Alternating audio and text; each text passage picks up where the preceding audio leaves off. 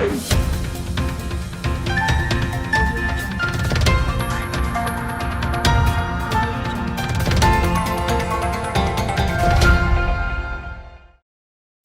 आप देख रहे हैं हिंद भारत न्यूज। और जैसे कि आप मेरे पीछे देख रहे होंगे कि किसकी चाबी असम में चलेगी और किसका जादू से असम में कमल खिलेगा या हाथ का पंजा अपना अधिकार जमाएगा। और इस एग्जिट पोल में जो हमने सर्वे किया है वो डिफरेंट विधानसभाओं के साथ साथ जो जोनल कोऑर्डिनेशंस है वहाँ पर चुनाव के टाइम पर जिन जिन पार्टियों ने किया, जिन जिन पार्टियों के कार्यकर्ताओं ने वोट जिसके पक्ष में दिया या दिलवाया, ये सभी सैंपल हमने शामिल करने के बाद हिंद भारत पे जो आज महा एग्जिट पोल जब आपके सामने जो हम दिखाने जा रहे हैं कि किसकी सरकार बनने जा रही है बंगाल में, किसकी सरकार बनने जा रही है पौंडीचेरी में, किसकी सरकार बनने जा रही है तमिलनाडु में और किसके लक भाग्य खुल रहा है असम के चुनाव में। तो पहला जो हमारे पास एग्जिट पोल है वो है असम के बारे में। असम के जो हमने सर्वे किया एग्जिट पोल में और जो हमने पाया, जो वोटरों से बात किया, जो हमने सैंपलिंग सर्वे किया, उसके बाद जो हमारा सर्वे एग्जिट पोल कहता है हिंद भारत का, उसमें आप देख रहे होंगे कि जो एनडीए गठबंधन है जिसमें बीजेपी है और बाकी जो दो क्षेत्रीय पार्टी हैं जो वहाँ पर इकट्ठे चुनाव लड़ रही थी, उनको 74 से 84 सीट मिलने का अंदाजा है इस हमारे सर्वे पोल में। और ये सबसे बड़ी बात जो एनडीए के जो बहुत सारे चैनलों पे आप देख रहे होंगे, कोई कह रहा है कि एनडीए की शायद कांटे की टक्कर है, लेकिन जो हमने सर्वे वहाँ पर किया जखलाबंदा, तेजपुर, नौगांव, तिनसुकिया, रूरल गुवाहाटी, ऊपरी असम, निचरी असम, उन सभी पे जो पोलराइजेशन का जो खतरा था बीजेपी के पास कि हो सकता है कि शायद पोलराइजेशन कांग्रेस और यूडीएफ की गठबंधन ने वहां पर किया हो, लेकिन ऐसा हुआ नहीं क्योंकि कांग्रेस का नुकसान यहां पर सीधे सीधे सर्वे में दिख रहा है।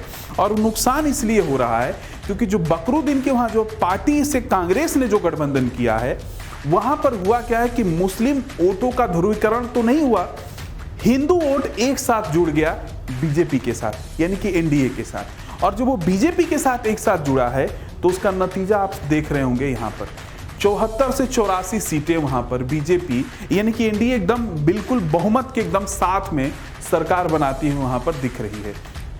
और मैं बात करूँ यूपीए की, अगर शायद जो मेरा आकलन था, अगर कांग्रेस वहाँ पर अकेले चुनाव लड़ती, यानी कि यूडीएफ के साथ उसका गठबंधन नहीं होता, बकरुद्दीन की पार्टी के साथ अगर कांग्रेस का गठबंधन नहीं होता, जैसे कि आपने चुनाव में देखा हेमंत बिस्व शर्मा जी बात कर रहे थे, प्रियंका गांधी गई थी वहाँ पर, राहुल गांधी गए थे, उसमें पब्लिक में एक मैसेज गया कि जो पार्टी कट्टर हिंदू विरोधी बात करती हो या जो पार्टी स्वयं मुस्लिम विरोधी भी बात करती हो, जैसे कि आपने चुनाव के टाइम पर देखा था, उन्होंने कहा था कि हाफ पैंट वालों की सरकार आएगी। चुनाव में आपने ये भी सुना जो बकरुद्दीन के बेटे की जो स्टेटमेंट था, उसका असर ऊपरी असम में बहुत देखने को मिला है, जिसका नतीजा आप इस सर्वे में देख रहे हैं। यानी कि एनडीए को जो बहुमत का आंकड़ा है उससे भी ज़्यादा एनडीए जो है आगे जाती हुई दिख रही है। तो ये पूरा लेखा जोखा है असम के एग्जिट पोल का, जहां पर मैं आपको ये पूरा का पूरा ये जो असम है, ये जो सर्बानंद सोनोवाल हो या राहुल गांधी हो या हेमंत बिस्व शर्मा हो या बकरुद्दीन हो, ये पूरा का पूरा आप देखेंगे तो बाई इलेक्शंस आपको समझ में आएगा कि कांग्रेस का ग्राफ जो है वो डे बाई डे नीचे वहां पर गया है, क्योंकि पार्टी वहां पर बिखरती हुई नजर आ रही है असम के अंदर। और वही स्थिति बीजेपी के साथ प्लस हो रहा है, यानी कि एनडीए के साथ प्लस हो रहा है, क्योंकि एनडीए वहां पर फिर से अपनी सरकार दोबारा से लेकर आ रही है। ये हमारा असम का ओपिनियन पोल है। और कल जब आप देखेंगे, जब आप नतीजा आपके सामने आएगा, तो ये जो हमने एग्जिट पोल किया है ये एकदम हूबहू ये हिंद भारत का एग्जिट पोल सच साबित होने वाला है। इस बात को आप आज नोट कर लीजिए। आज 1 मई के दिन, आज 1 मई को इस बात को आप नोट कर लीजिए कि जो हमने ये सर्वे दिखा रहे हैं, यही कस्म के सर्वे जो है कल आपके सामने परिणाम में देखने को मिलेगा जब चुनाव का रिजल्ट घोषित होगा। ये असम का हमारा अपना सर्वे है। अब मैं बात करता हूं आपको ये केरला का आपके सामने सर्वे आ गया। केरला में आपने एक अजीब सी स्थिति हुई कि वहाँ पर यूडीएफ ऑलरेडी सत्ता में थी, एलडीएफ वहाँ पर सत्ता में थी। यूडीएफ में कांग्रेस का गठबंधन के साथ यूडीएफ चुनाव लड़ रहा था वहाँ पर, और जो वहाँ की पार्टियों का पोलराइजेशन वोटों का हुआ वो पूरी की पूरी वामपंथियों के साथ ये केरला आपके सामने दिख रहा है। यानी कि केरल की राजनीति में जो वामपंथी धरा हावी था वो अभी भी इस पूरे के पूरे महा एग्जिट पोल में आपको दिखाई पड़ेगा। वहाँ पर फिर से वही सरकार वापस आ रही है जिस सरकार पे तरह तरह के घोटाले के आरोप लगे थे। और वहाँ तो ये भी स्थिति थी कि जो सोने का दुबई के साथ जो रैकेट पकड़ा गया था, जो ईडी ने और सीबीआई ने जिस पे केस भी दर्ज किया, उसकी जांच सीएम आवास तक भी गई थी। यानी कि सीएम भी कहीं ना कहीं शक के घेरे में थे। उसके बावजूद भी वहाँ पर ये दोबारा से वामपंथियों की सरकार आ जाना इस बात को दर्शाता है कि किस तरह से चुनावों की हालात हमारे देश में होते जा रहे हैं और हम कहां पर आकर चुनाव में खड़े हुए। यानी कि जो महा एग्जिट पोल हिंद भारत का है वो आप कल देखेंगे, जब परिणाम आएगा तो आपको समझ में आएगा कि हमने किस तरह से सैंपलिंग और सर्वे किया है जहां पर इस तरह के परिणाम आपको देखने को मिलेगा। और यही हिंद भारत की अपनी, हम लोग ज़्यादा आवाज़ नहीं करते, अपना काम चुपचाप तरीके से करते हैं। और हमारा भी लक्ष्य ये है कि जो हिंद भारत नाम है वो आप तक जेहन तक याद रहे, क्योंकि कोई ऐसा चैनल है जो आप तक सटीक नतीजा और बिल्कुल सर्वे, जो अभी तक आपने देखा कोई 50 दिखा रहा है, कोई 30 दिखा रहा है, लेकिन हम बिल्कुल सटीक आपको नतीजे दिखा रहे हैं जहां से सरकार दोबारा से वही वामपंथियों की सरकार वापस आती हुई आपको दिख रही है।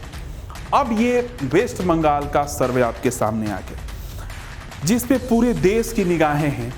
एक तरफ ममता बनर्जी, एक तरफ मोदी। दादा और दीदी की लड़ाई बंगाल में आपको देखने को मिली और इतनी लड़ाई बढ़ गई, कई लोग तो कहे कि चुनाव आयोग ही चुनाव लड़ रहा है। ये बात मैं इसलिए कह रहा हूं क्योंकि इस बार बंगाल में 8 चरणों में चुनाव हुआ और 8 चरणों में ये कोई पहली बार बंगाल की ऐसी घटना नहीं हो रही है कि जिसमें चुनाव 1 या 2 या 3 चरण में हो रहा है। जिस समय ममता बनर्जी सत्ता में वापस आई थी 2011 में, उस समय भी 6 चरणों में चुनाव आयोग ने चुनाव करवाई थी, जिसकी वजह से ममता बनर्जी की और वामपंथी की सरकार 35 साल बाद बंगाल में ध्वस्त हुई थी। क्योंकि बंगाल में इतना गुंडागर्दी है, इतना मारा काटी है चुनाव के नाम पर कि आपको कई बार कल्पना भी नहीं होता है। और हमारे रिपोर्टरों ने जगह जगह सर्वे करके ये जो आंकड़ा अब तक लेकर आए हैं, जो हमारी टीम ने जो आंकड़ा जुटाया है, एकदम सटीक आंकड़ा हमने बंगाल के लिए जुटाया है। कई बार हमें लगता था कि क्या पता कल क्या होगा, वहां पर किस तरह की स्थितियां जन्म लेंगी, लेकिन ये बंगाल चुनाव ने पूरे देश को अपनी तरफ खींच कर लाया था। ममता और मोदी की लड़ाई इतना चरम सीमा पर पहुंच गई है बंगाल में कि नतीजा जब कल आएगा तो आप इस नोट को नोट कर लीजिएगा कि जो हिंद भारत ने सर्वे किया है उस सर्वे में और जो कल परिणाम आएगा आपको समझ में आ जाएगा कि हिंद भारत जो कहता है वही होता है और वही करता है।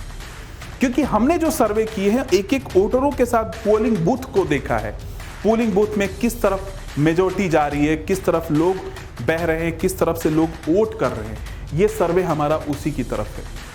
और मैं आपको और बताता हूँ, जो ये सर्वे का हमारा प्रोजेक्शंस है, आप देखिए यहाँ पर टीएमसी 128 से 138 सीट पे सिमटती आ रही है। मेरा आकलन है कि टीएमसी इससे और नीचे जाएगी। जो मैंने चुनाव में वहाँ की स्थिति देखी है उससे मेरे को लग रहा है कि टीएमसी का जो ग्राफ है ये और नीचे जाएगा। आप देख रहे हैं बीजेपी को, यहाँ पर देखिए जो बीजेपी अलायंस 138 और 148, बीजेपी हुबहू 150 140 के बीच में रहेगी वहाँ पर। और ये जब ये स्थिति वहाँ बन रहा है तो आप सोचिए कि ममता के नाम पर कितनी वहाँ पर जनता में आक्रोश है। जनता किस हद तक ममता बनर्जी से नफरत करने लगी है और नफरत का नतीजा परिणाम आपको कल सुबह देखने को मिल जाएगा।